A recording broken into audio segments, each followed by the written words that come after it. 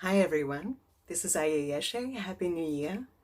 It's a beautiful day, raining here in the Blue Mountains in Australia.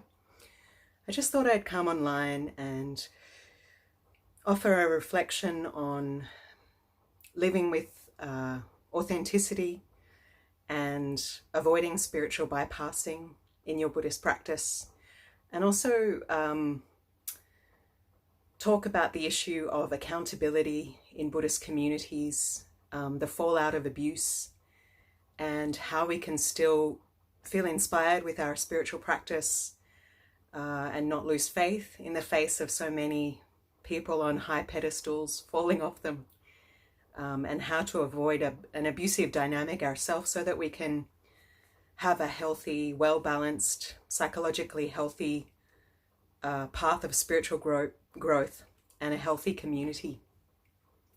But first of all, I'd like to invite you to perhaps do 10 or 15 minutes of meditation. Just turn off the video if you can and take a few deep breaths. Meditation is a really important part of spiritual practice, and sometimes if we don't sit with the community and we just watch videos on YouTube, we miss that meditation practice time. So I invite you to take a moment for your spiritual practice, to empty out the stress of the day and come back to your breath. And whenever a thought comes, just let it go. Just notice you've wandered off and bring your mind back to your breath.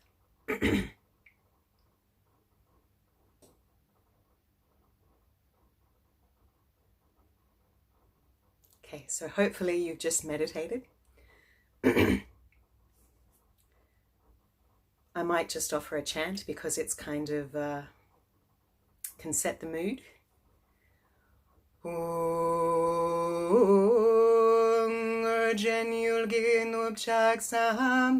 Pema kesa dom pola yam senje kino drupne pema jungne jesudra kodo kandro mapoko ke ki jesudak drupki chengel abjeshe su sol guru pema sidi hum.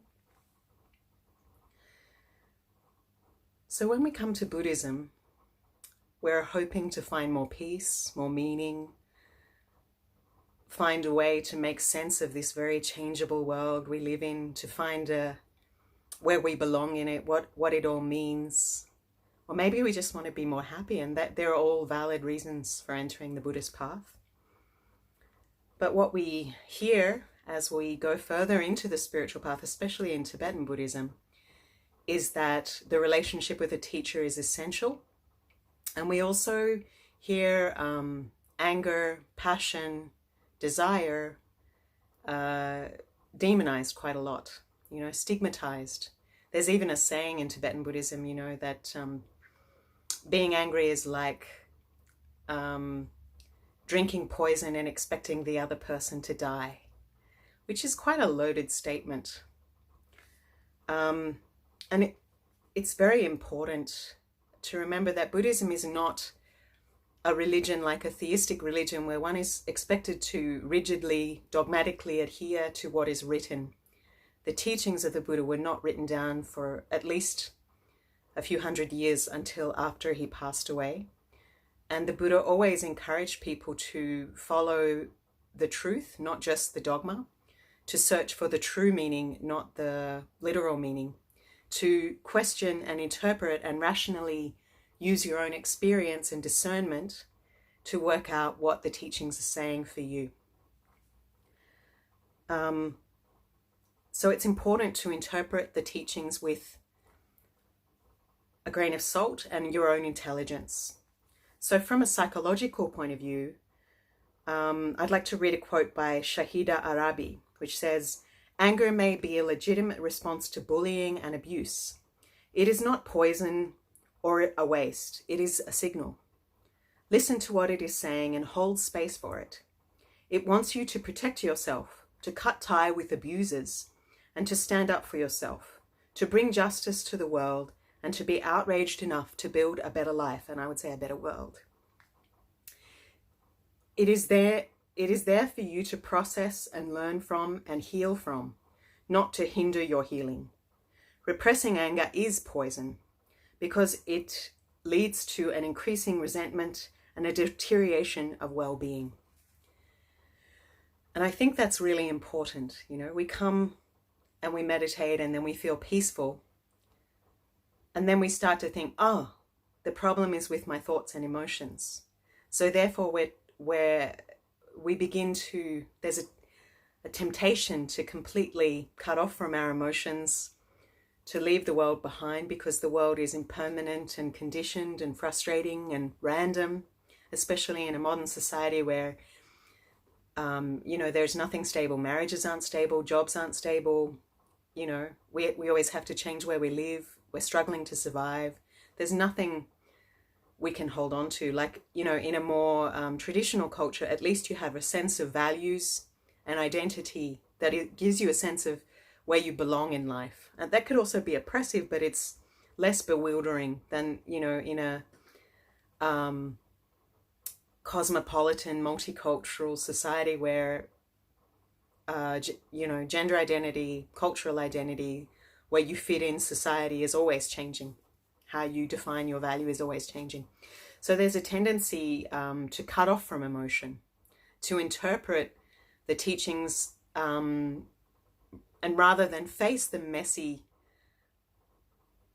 bits inside, you know, and understand that emotional growth, emotions are part of the spiritual journey and part of our unfolding, we start to stigmatize them, we start to avoid them, we start to devalue relative existence, we start to devalue our own needs and the needs of others. And this is what we call spiritual bypassing. And we can see, unfortunately, with all the very intense kinds of abuse that's been happening, especially in the Tibetan Buddhist community, with many lamas of very big centers. I'm not saying all lamas are bad, and I'm certainly not saying Tibetan Buddhism is bad, but what I'm saying is that we have a problem with abuse in Tibetan Buddhism and in Buddhism in general. I guess we have it everywhere, but it does seem to be particularly prominent because of this guru archetype, you know, this idea that you completely rely on the guru. And also there's a mistake that Westerners make in the sense that they don't examine the teacher fully. You know, they say that you should examine a guru for many years before you actually take an initiation from them. And taking an initiation is a very intimate thing. It's like getting married. You wouldn't do that with someone you don't know or someone you hadn't checked out.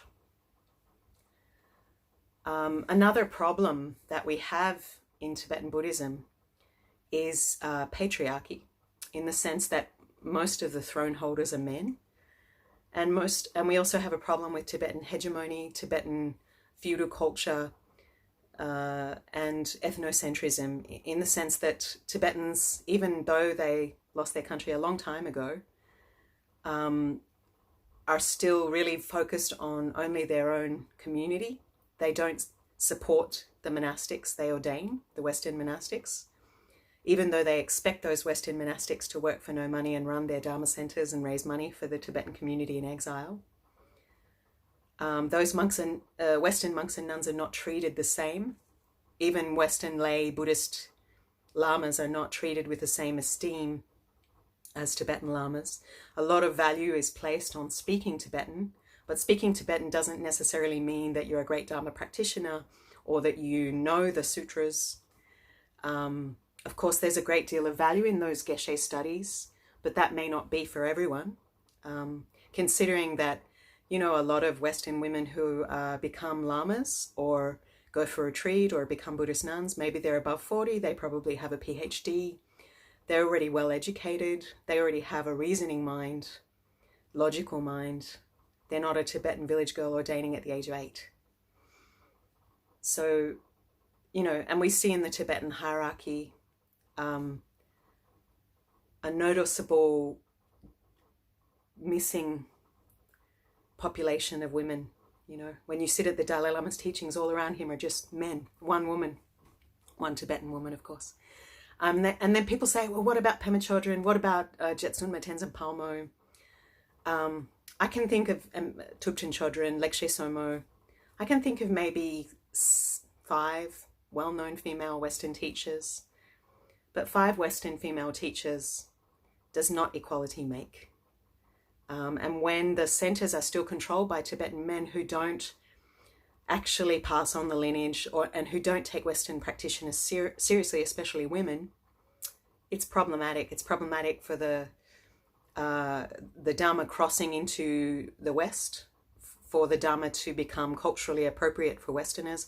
Of course, we don't want to throw the baby out with the bathwater. We don't want to completely abandon the Buddhist teachings or commodify them, as has happened with secular mindfulness to some extent. Although it's benefited many people, it's also, people are charging a lot of money for it, and there are some fundamental things missing from it, like ethics and community service and the value of community and the Eightfold Noble Path. A sense of altruism. So anyway, there are problems. Tibetan Buddhist Western monastics, more than any other monastic group in the West, have a very high disrobing rate, 80 to 90%.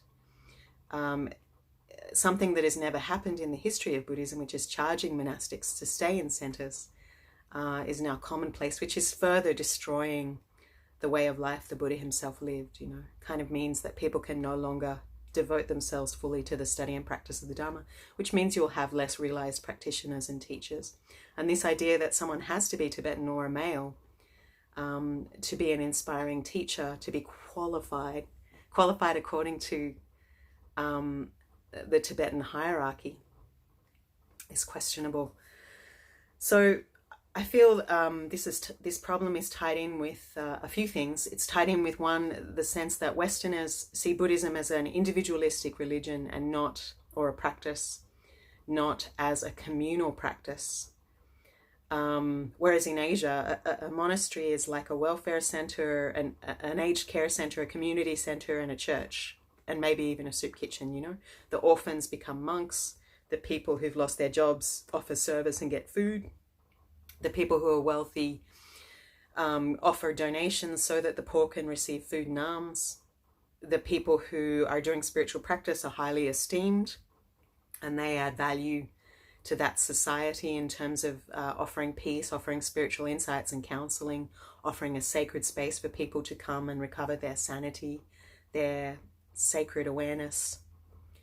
Whereas in the West, we see Buddhism as a spiritual product, or a stress relief product that we can buy, consume, and discard.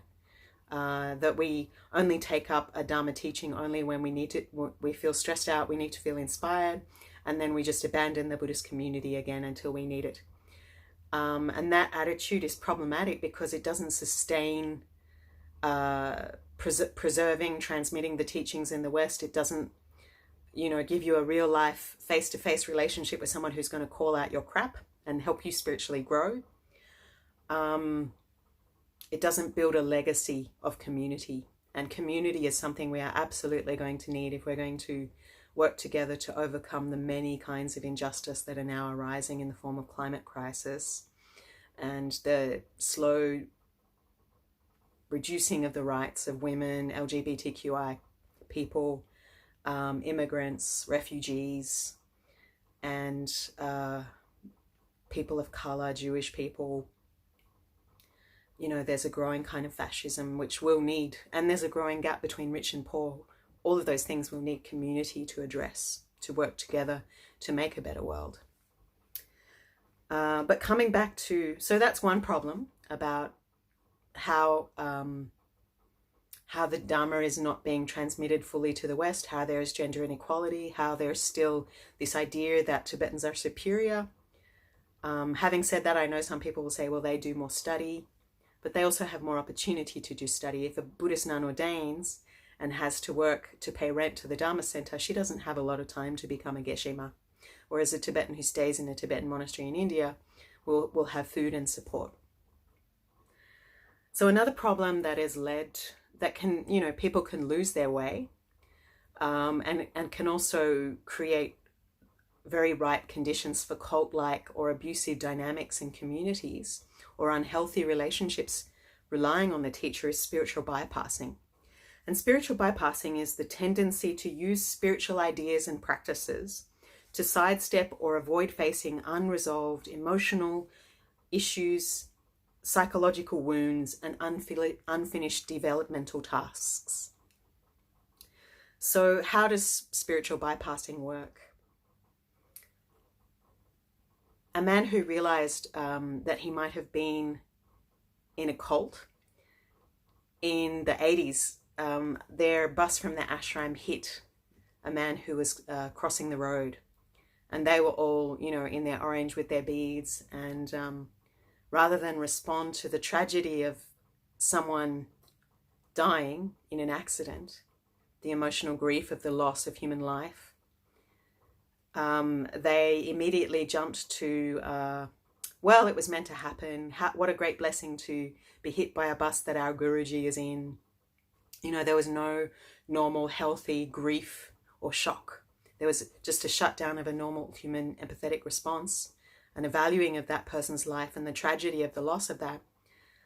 There was just an immediate jump to kind of, aren't they so lucky that they got killed by us accidentally? What a great spiritual blessing. You know, so it's a little bit strange. So and another tendency is the tendency to spiritualize a problem. Like, I don't see color, you know, rather than listen to the experience of people of color and understand and empathize with the oppression they experience, which is structural. It's not a spiritual problem. It's not an internal problem on their part. Racism is the problem of white people. Or, you know, for example, we see a lot in spiritual communities, you know, that has happened for 1,000 years, which is the denigration of the sacred feminine and women's potential, you know, and the denigration of motherhood, of being connected to the body, of being in touch with the cycles of nature, denigrating the world, so to speak, for this idea of, you know, a purely intellectual existence divorced from mundanity. And mundanity, or earthiness, or fertility, or reproduction, has been the role of the woman, because women are the gateway to life, you know, and that has been denigrated, that has been lessened to a kind of worldly existence and attachment. And that's how they've kept women out of the temple, you know, in the kitchen, basically serving them. You know, work hard because it's your bad karma, and hopefully you'll get somewhere better eventually. So another factor of conflict, of spiritual bypassing, is conflict avoidance in the guise of peacefulness, using a supposed peacefulness to avoid anger and confrontation. And that basically leads to the suppression of anger and acting out and passive aggressiveness. It's also unhealthy because it doesn't acknowledge the abuse of others. And it, you know, it's really bad if you've got a very entitled, spoiled, narcissistic person, because it doesn't set a healthy boundary. It doesn't reflect reality back to that abusive person, that their abuse hurts and is inappropriate and harmful. It creates, so another factor is codependency in the guise of compassion. I suppose some Tibetan Buddhists would call this idiot compassion. You know, helping others not out of a sense of joy or genuine compassion and empathy, but more out of a sense of guilt, shame, or obligation, you know, which just kind of reinforces our core shame. You know, I'm a sinner, I've got bad karma, so I should serve the men, you know, internalized inferiority.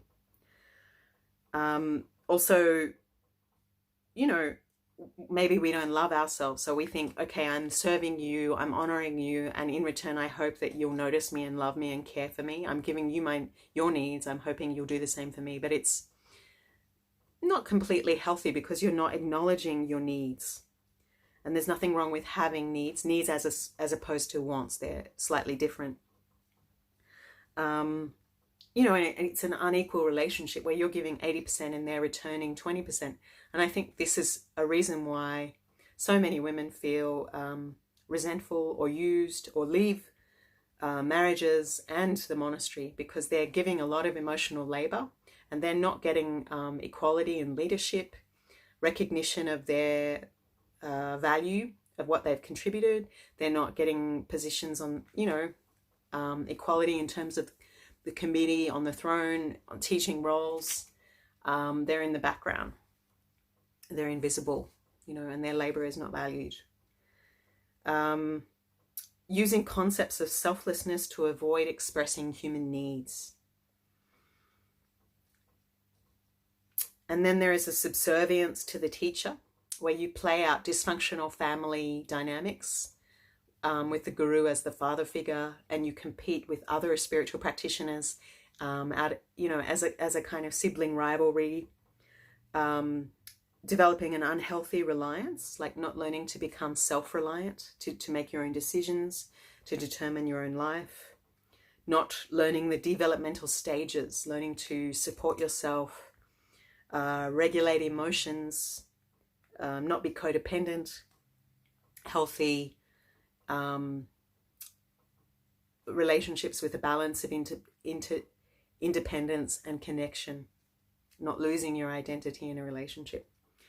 Another problem with the subservience to the teacher is, or a codependent relationship with the teacher, is becoming brainwashed by groupthink, having a great pressure, buying into groupthink, losing your own identity, a kind of Stockholm syndrome, and spiritualizing abuse as crazy wisdom, not calling out abuse for fear of breaking your Vajrayana vows or going to hell. But to me, if someone is being abusive, that's harmful to the Dharma. And that's, it does say in the sutras that if a guru is doing something that is not the Dharma, you can question them, and you shouldn't bring the Dharma into disrepute, so do no harm is the first vow. It's not crazy wisdom if someone's being abusive. It's just crazy. If, and these days I think the age of Mahasiddhas is over. There was only 84 Mahasiddhas. So, whereas most Buddhists, most teachers in the past followed ethical principles, and the Buddha said, when no one follows those basic moral principles, do no harm, don't kill, don't steal, don't lie, don't commit sexual misconduct, don't proclaim false realizations. If we don't have those basic things, he said the Dharma would quickly disappear, which is another reason why he said the Vinaya and having monastics as part of the fourfold community, laymen, laywomen, nuns and monks, is valuable. He said that morality is like the ship that preserves the Dharma, preserves the teachings. So, we justify abuse with crazy wisdom. We suppress our needs in the guise of spiritual detachment, but it's not a real renunciation, it's a suppression. Avoidance of love and intimacy due to a misunderstanding of what renunciation and detachment really is. We're uninterested in the affairs of the world, and we lack motivation and passion or discipline. Real detachment is not simply having nothing. It's not having the grasping in your mind, One could still be very attached to having nothing or to following the rules very dogmatically and judging others, But at the same time, one has to live in moderation. So something that might go back to childhood is someone who is attachment avoidant, whose parents were never emotionally available. So what they do is, they stop needing things from others because it's too painful to not get your emotional needs met. So they learn it's too heartbreaking. So they learn to not have needs. Avoidance of attachment is not freedom from attachment. You might aspire to simplicity, but be suppressing basic human or biological or emotional needs. A lot of monastics I've seen, or even, yogis, I've seen that they're trying to be alone a lot and trying to avoid others, those people are not the ones who last, because they inevitably become extremely lonely, and their heart kind of loses its compassion, loses its joy and its moisture. And, you know, another danger of being spiritual is that we don't respect others' free will. We don't respect where they're at, what they need, and we dismiss their needs because we dismiss our own. And that can be really problematic with, you know, spiritualizing disability, you know, assuming that we know that meditation can solve everything. Thinking that poverty, racism, sexism are spiritual problems. They're not spiritual problems. They're structural problems that need to be dealt with in a structural way. You don't tell an alcoholic that they can meditate away their addiction. They need to go into rehab. You don't tell someone who's poor that they can meditate and everything will be fine. You know, they need to get a job, they need to get education, they need to get safety, a roof over their head, basic human rights and healthcare. So relative things need to be dealt with in a relative way. And if someone doesn't have their basic needs met, if they're not safe, if they don't have space to flourish, for example, if women are constantly denigrated in a spiritual community, that's not their problem. That's a structural problem that stops them from thriving. So that's not due to their own inferiority. That's actually, you know, the problem in the value system of the community. It's kind of reprehensible that we're allowing teachers, you know, I'm really happy that Pema Chodron, Venerable Pema Chodron, I should say, has written the letter to Shambhala, you know, stepping down as a teacher, and saying that she's frankly dumbfounded that the Sakyon has been invited back to teach after only a year of being missing in action because of his sexual abuse and emotional abuse and violence against students and misappropriation of funds. I'm not here to disparage anyone. I'm no authority. You know, for Tibetans, I'm just nobody. I'm just a nun right at the bottom. But to me, and I've heard people say things in community on Facebook and in discussions, saying things like, you know, why can't we just, yeah, it's terrible that the abuse happened, but why can't we just heal now? Let's just have compassion. Everybody makes mistakes. Don't judge him. And to me, that's so disturbing. That reeks of spiritual bypassing, because if you really want to heal, you have to fully have accountability and safety for the victims first, for the victims of abuse, for the marginalized and the disempowered first, and you have to be victim and survivor focused rather than being invested in carrying forward the monetary, financial prestige or success of your organization. You need to put the safety of the women in your organization first. And 1 year is not enough time to stop a lifetime of dysfunctional, entitled, abusive behavior. One would never put someone back in charge who was accused of that for a very long time, or maybe never. I've also seen, you know, really very well respected and powerful lamas of very wealthy organizations saying things like, you know, the police in India had caught this lama molesting a woman on an airplane. Many women came forward, nuns, ex-nuns who disrobed out of lack of faith because they'd been abused by this lama, came forward and said, you know, this lama is abusive. And another lama who's the head of that organization just said, to the students of that lama who was accused of abuse of multiple women, said, you should see him as a Buddha. And to me, that's very problematic, you know. You can't see, abuse is abuse. Abuse is not a spiritual blessing or the activity of an enlightened person. Enlightened person, first precept is do no harm. So you can't heal without accountability and safety and being letting the voices of the survivors come out. You completely need to uproot your leadership system so that culture that enabled the abuse of women and men and children needs to be uprooted and completely laid bare to begin again.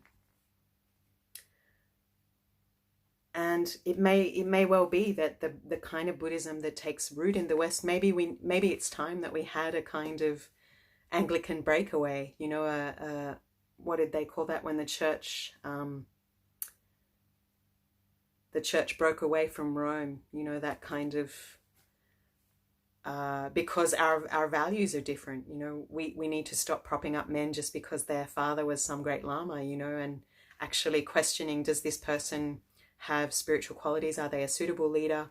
And look at more even spreads of power, more accountability, more rules in place to protect women and children and men and their spiritual well-being,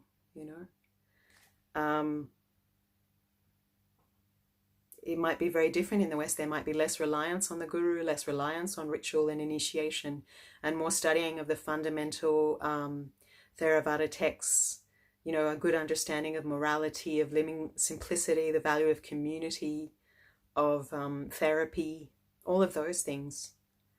I'm sure I'm going to get lots of hateful comments for saying these outrageous things. No one else is saying it though, so, well, apart from Pema Chodron, good on you for saying it. And there's also, on a similar topic, narcissism in the guide of spiritual mastery. So this happens sometimes where someone has some insight, some samadhi, some spiritual attainment, and they think, great, I've had kensho, I've had awakening, and now I don't need to be accountable. Whatever I say is gold and written down and has to be followed. And then they disparage others as being worldly, but also kind of use spiritual ideas to justify their excess or their abuse. They have a sense of entitlement, and there's also this idea, your feelings are empty, so just observe and let go. You've got cancer, but it's empty. Don't hold on. Everybody dies. Just observe and let go. It's not an appropriate response, and it's not skillful means, upaya, meeting someone where they're at. Relative existence matters, and so does proper gradual process. And if our idea of emptiness is nihilism, is denying the importance of the relative existence and interactions, it's a misunderstanding of what emptiness is. Emptiness is fullness. We are empty of a permanent, unchanging self, but because of that, we're full of all of heaven and earth. Because, for example, our body, everything we have comes from others. Our body was created by our parents, by our ancestors. We depend on the earth, the air, the water, food, farmers, education, basic human rights, culture, to survive. All of these things has contributed to who we are. No suffragettes, no vote for women. Everything in history, in our culture, scientific developments on the planet is so important for our survival. They are non-self elements, the things without which we wouldn't survive. Like no father, no me. No mother, no me. And that means that you are full of so many things, and that everything is part of you. Not one with you, but interconnected. That you're part of an infinite chain, an intersection of time and space of so many causes and conditions. So emptiness is fullness. Because you're empty of a permanent separate self, you're full of everything, all of heaven and earth. And those non-self elements are in turn empty. But the relative interconnectedness, cause and effect, is so important to understand, because it does matter. It does matter if I get food, if I don't get food, if I don't get shelter. I can't flourish as a nun. I can't offer social service. I can't run the charity I run in India without basic financial survival. If people don't invest in Buddhist communities, there won't be any Buddhist communities in future, and it will affect the continuity of Buddhism. If a woman is not safe in a marriage, if she's being abused, you don't say have compassion for your abuser, practice nonviolence, be patient, eventually he'll change. That woman could end up dead from your advice. So what she needs to do is first get safe and protect herself. She can maybe have compassion for that person from a distance, but she still knows that's a lion. I'm not going to put my head in the lion's mouth. I need to be safe. And we don't accept abuse. We don't accept dysfunction. The cost of spiritual bypassing and abuse is years, of hiding in your spiritual practice and making no progress. Spiritual work and psychological work go hand in hand. So most of the wonderful ideas that I've expressed tonight come from a man called Miles Neal. I think understanding these basic principles and recovering your spiritual autonomy, recovering your own wisdom mind, resting in your own integrity, questioning everything is really important.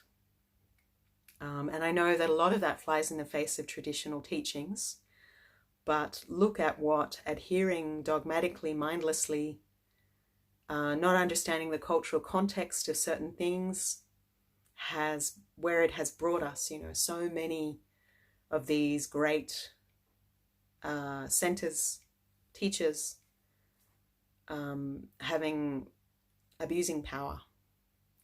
And just a millennium of women being invisible.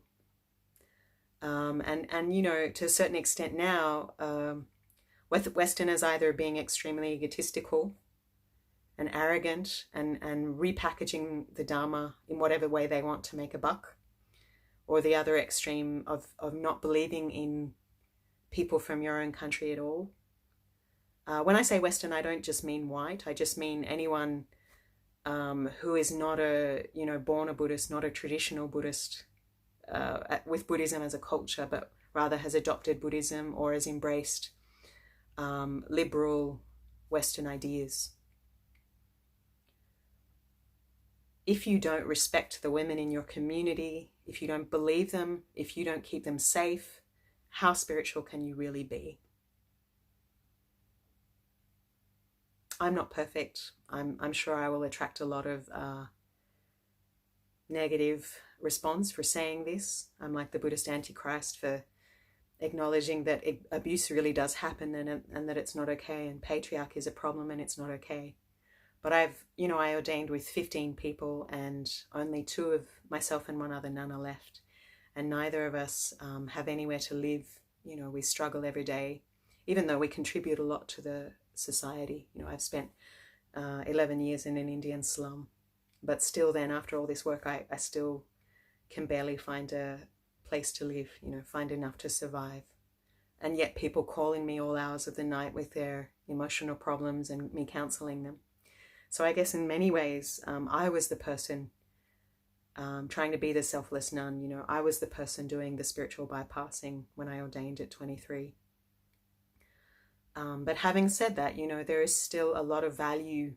I know with all these scandals, there are a lot of people losing faith, a lot of young people who really don't want to hear about religion, who just prefer secular mindfulness. But I think there is something a little bit missing in secularism. It's not a bad thing, but there's a sense of, the mystery of the universe. There's a sense of solidarity missing, a sense of communal, selfless altruism, the idea of charity, the idea of service, the idea of compassion, the idea of generosity, the idea of the value of community, the idea that if you do good things,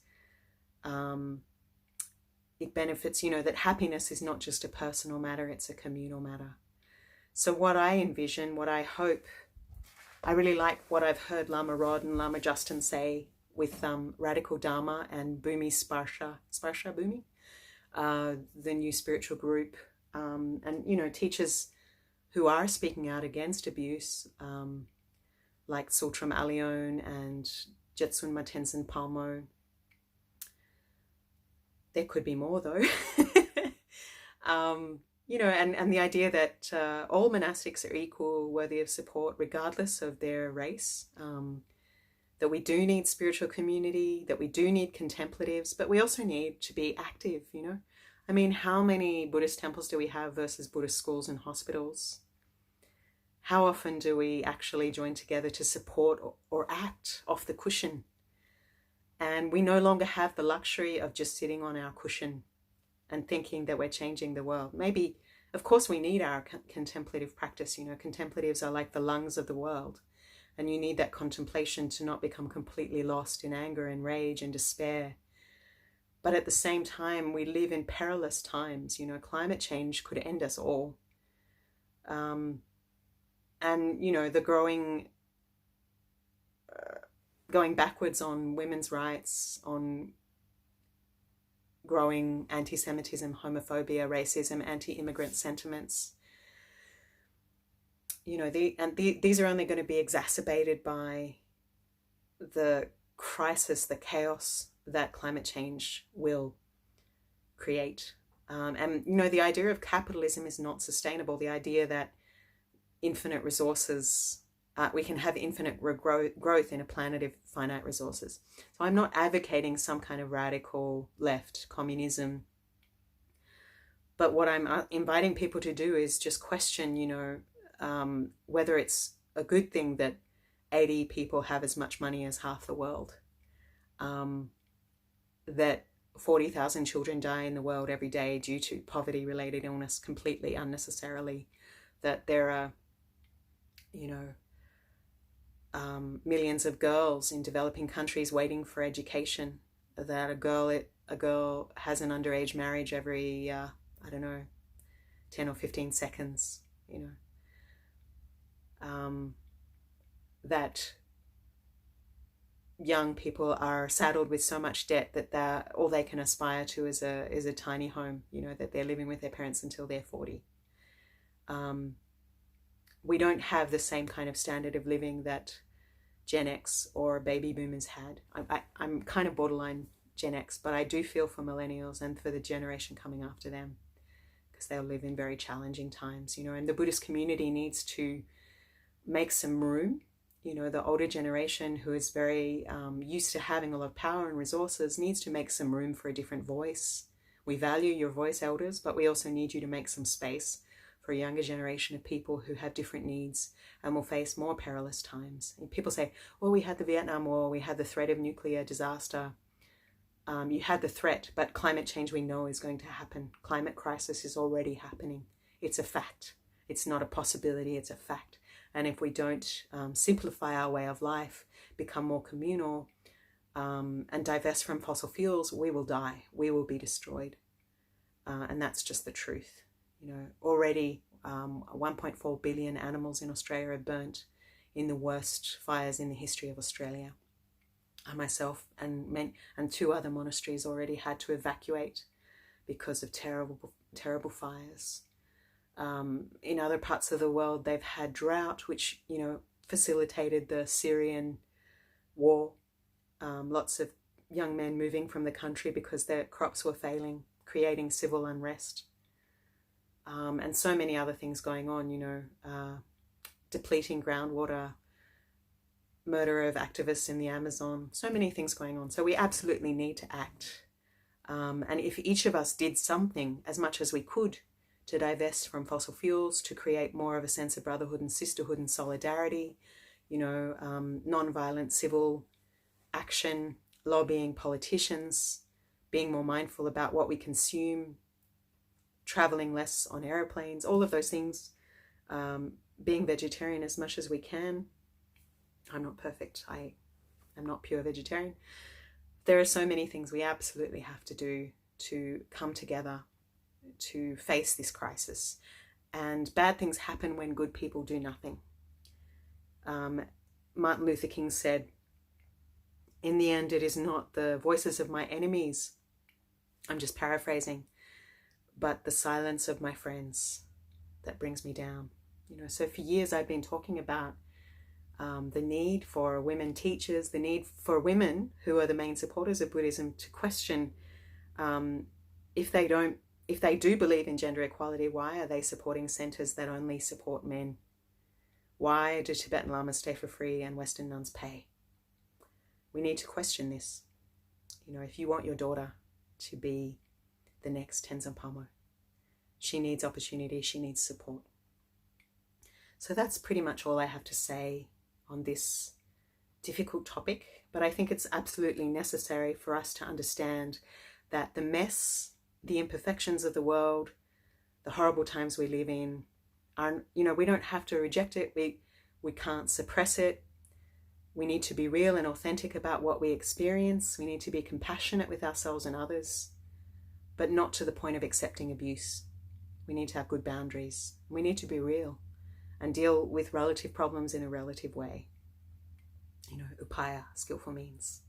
So all the best. Happy New Year. Hopefully this year I will create a small hermitage, maybe a little house or a few acres with tiny homes for women and men. A kind of gender equal, race equal space, of social justice, a monastery, a place to rest, a place, excuse me, place of contemplation. But so far, we made an appeal and we got $400, and I have 3,000 friends on Facebook, so that's a bit disappointing. If I don't get enough support, I'm going to have to disrobe. It's just as simple as that. I can't keep working this hard for and ending up homeless. And the good news is in Bodhicitta Foundation in India is also going to buy a small property that is going on for quite a while now, that land deal.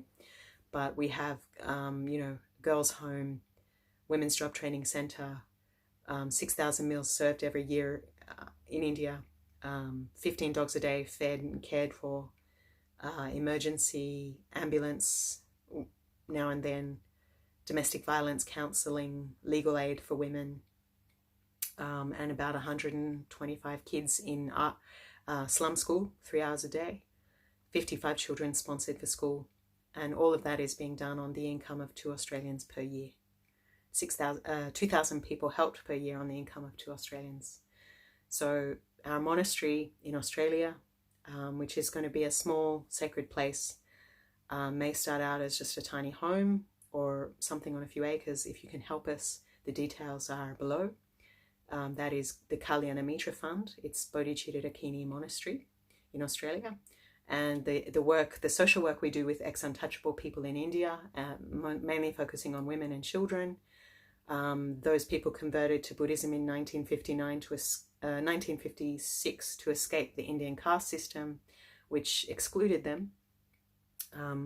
We're now Bodhicitta Foundation India. So thank you so much. If you can help in any way, offer some dana, some generosity, some financial support for this teaching, I'm very grateful because I live on donations. I'm not supposed to have a normal job as a nun. This is how I make a living. And there's many other Western monastics asking me for help and support. There's many Indian people struggling to survive who I support. I'm not living a luxurious lifestyle. So I'm very grateful for any donations you can offer, especially if you're someone who does website design, if you are in Australia and Sydney and you could be on a committee, if you can share our posts on Facebook, all of those things. Sponsor a child for $40 a month, sponsor a Western monastic for $40 a month. It's tax deductible in Australia. So we're very grateful, and all the best. Happy New Year. Thank you.